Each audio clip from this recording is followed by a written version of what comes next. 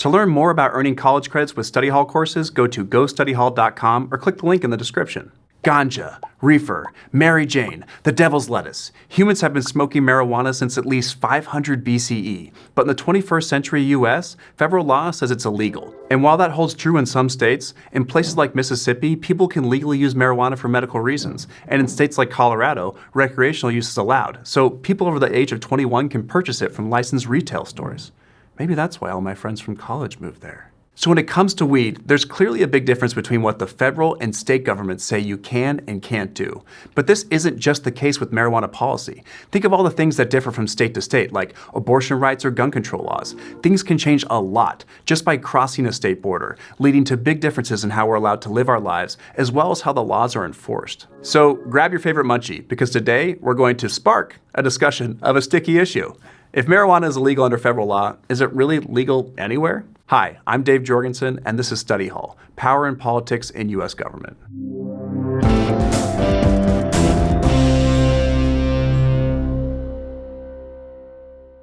It seems kind of weird that the legal status of marijuana can be so different across the country.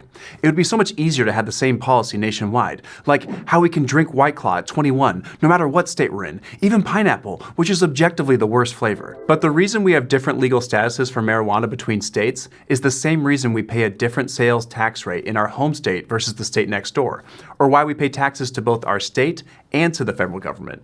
It's because the US is a federalist system. Under federalism, there are multiple layers of government that sometimes overlap. The people in each layer are elected through separate elections, and they have different roles spelled out in a written national constitution. There's the national government that serves everyone across the country. In the US, that's the federal government, including everyone who works in the executive, legislative, and judicial branches, like the president, Congress, and Supreme Court. The federal government handles stuff for the whole country at once, like the postal system and making rules for citizenship. And there's the subnational governments that serve their local residents. That's our state and local governments, including everyone who works for the county, city, and town. Sovereign indigenous nations are also subnational governments that overlap with the federal government. Subnational governments are responsible for things within their borders, like healthcare, education, and sanitation. Congress definitely doesn't need to get involved in trash collection, so our local governments take care of that. And although the national and subnational governments are technically separate, they still have a lot of interaction with each other, like how federal funds are used to support state and local governments in doling out social services. There's also a balance of power between the national and subnational governments. In order for any change to the Constitution to happen, 3/4 of the states have to approve the change. But the division of power and duties isn't always clear-cut, and sometimes state policies can conflict with federal ones, which brings us back to wacky weed and how it can be illegal at the federal level, but legal at the state level. Creating laws for public safety, welfare, and health is actually a subnational, or more specifically, a state power. That includes regulating the use of things like tobacco, alcohol, and marijuana. See, the US Constitution specifically lays out the powers of the national government, which are called the enumerated powers. These include the power to create an army and navy, coin money, enter into treaties with other nations, and regulate commerce between states. But the Constitution didn't originally say what powers the states have. So back in the 1780s, when it came to approving or ratifying the Constitution, several states requested that those reserved powers be explicitly stated in the Bill of Rights. Basically, the 10th Amendment said that the federal government only has the powers specifically granted within the Constitution. Otherwise, if powers aren't listed, they go to the state governments and the people. There are also some powers that are shared by the national and subnational governments called concurrent powers, like the ability to tax and create criminal codes.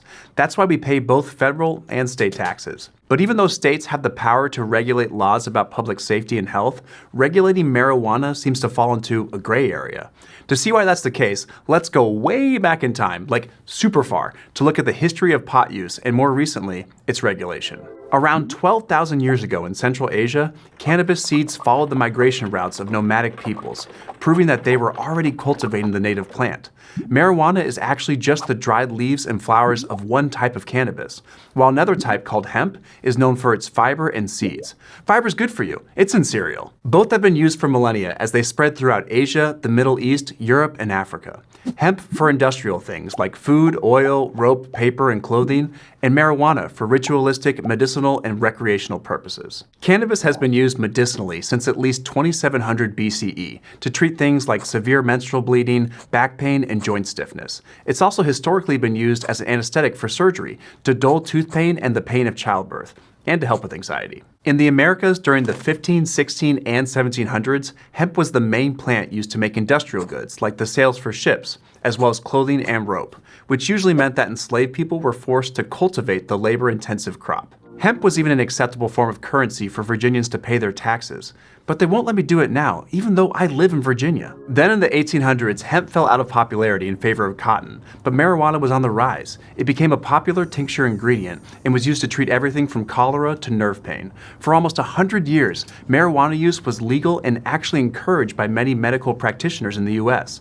But then, everything changed. Around the start of the Mexican Revolution in 1910, a growing number of Mexican immigrants brought the practice of recreational marijuana to the U.S. Sailors from the Caribbean also introduced marijuana to black communities in New Orleans, where, during alcohol prohibition, it was cheaper and easier to get than booze. And rich white people, who were the main advocates of prohibition, and the Karens of the Roaring Twenties, saw this as an opportunity to put these communities of color down.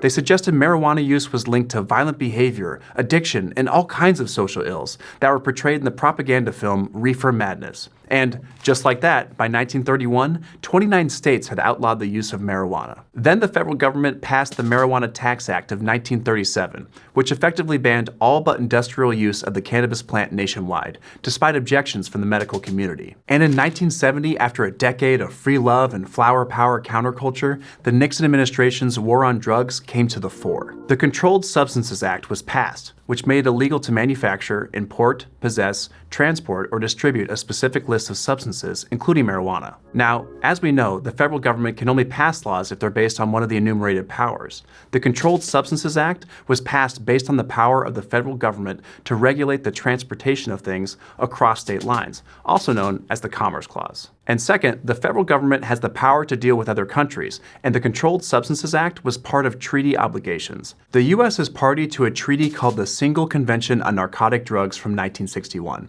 which is an international agreement to combat the international and domestic drug trades, and a really wordy act. So in the following decades, marijuana use was pretty much nationally restricted, but as time went on, people began to feel differently again. And in 1996, California became the first state to legalize marijuana for medical use, even if there had been no change to federal law. But in recent years, the federal government has been much more hands-off on medical marijuana, though recreational marijuana is sometimes a bit testier. In 2022, President Biden pardoned the more than 6,500 people convicted of federal marijuana possession crimes, but he also didn't legalize it. And there are still roughly 30,000 to 40,000 people in prisons across several states, with more arrests for weed than all violent crimes put together year after year. Most of the time when there's a conflict between state and national laws based on the supremacy clause like this, the Supreme Court steps in. The Supremacy Clause states that national laws override state laws when dealing with policies that the federal government has power over. And the last time the Supreme Court has weighed in on the issue of marijuana was in 2005, when it upheld the split between federal and state regulation. The focus of the Gonzalez versus Reich case was California's legalization of marijuana for medical use. The Supreme Court agreed that the federal government could regulate marijuana as part of its Commerce Clause powers, even if a state has approved it for medical use. But they still didn't invoke the Supremacy Clause and overrule California's law. And that's how we got to where we are today, in 2023. Still not sure if the federal government has the last say. In 2021, Supreme Court Justice Clarence Thomas wrote in a statement that it might be time to revisit the question of marijuana, that this half-in, half-out approach isn't sustainable. And this is especially true given the racialized demographics of who gets imprisoned for marijuana charges. Black people are nearly 4 times more likely to get arrested than white people, even in states where marijuana is legal. And having a record can lead to being denied employment, housing, and other opportunities down the road. All the while, white people disproportionately profit from the new business opportunities that the booming cannabis industry brings. But it's clear that public opinion is changing, and the laws are following suit. Because as of 2023, most states have some kind of program for cannabis use, either medical or personal. And 2/3 of people in the US support the personal use of marijuana. So, as a result, states can raise some serious tax revenue, which can then be put directly back into communities. Like with their 15% sales tax on recreational marijuana, Colorado is bringing in billions of tax dollars, and my friends from college had never been more chill. And so the growing acceptance of marijuana use has also increased public pressure for the federal government to change its stance. This is called bottom-up federalism, when state action pushes the national government to change its policies.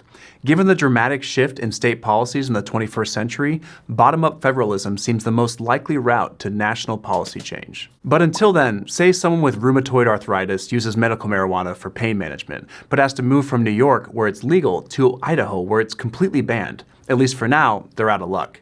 They can't bring marijuana with them from New York, and they can't get or use it in Idaho. And people have a lot of different reasons for using or not using marijuana, but the reality is that this issue affects us all, because there are tons of other policy issues that also vary state to state. Marijuana is just one issue that shows how the interplay between the national, state, and local governments have a complex and very real effect on our everyday lives. It highlights the power of the states, especially when it comes to divisive issues at the fore of US politics, but it also shows the limitations of having so many different sets of laws within a federalist system. So is marijuana really legal in the US? The truth is that it's complicated, or as Avril said, why you gotta go and make weed so complicated? You can't get a state conviction for having small amounts where it's been legalized, but there's always the potential for federal charges if you accidentally cross state lines or take it on a plane with you. The balance of federal versus state power is still teetering when it comes to marijuana, and we're not sure where it'll eventually land. But remember that you have a lot to say in what happens through state and local elections, not just presidential ones. If you're enjoying Study Hall, Power and Politics in US Government and are interested in taking an online course and earning college credit, go to gostudyhall.com or click on the button to learn more. Thanks for watching. See you next time.